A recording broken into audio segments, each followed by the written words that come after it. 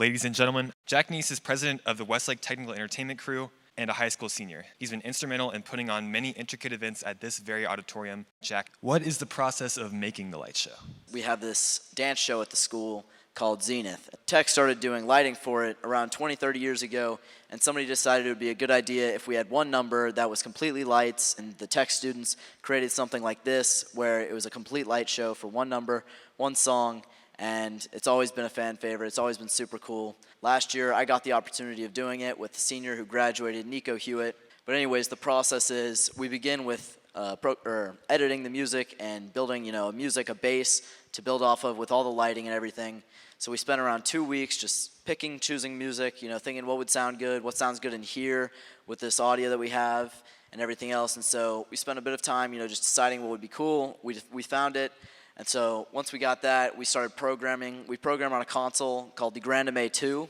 And so the Grandame is able to control all these moving lights back here. And that's what, we're using to program specific cues, all these little light looks that change from back and forth, back and forth. We have around 200 cues, 250 cues in there. And so, yeah, that's how we kind of structure it. Awesome. How long does it take to make the light show? We spent around 2 or 3 weeks in here, but overall I think we spent around 52 hours, just programming, just making sure everything lined up.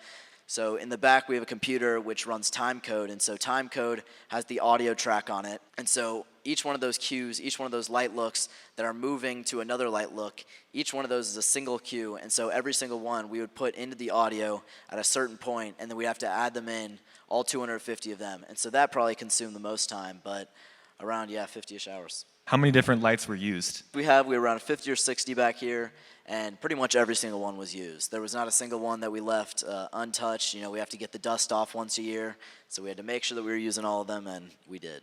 And these lights specifically are also state-of-the-art, and they run on stepper motors, which are these little motors that have gears, and so these gears have around 100 little pins on them that are able to twist, and so that's how you see all these lights moving, 360 degrees. They're able to pan that much. Same with the tilting over, 180. They're able to move so precisely, and that's how they're controlled. Awesome. Thank you.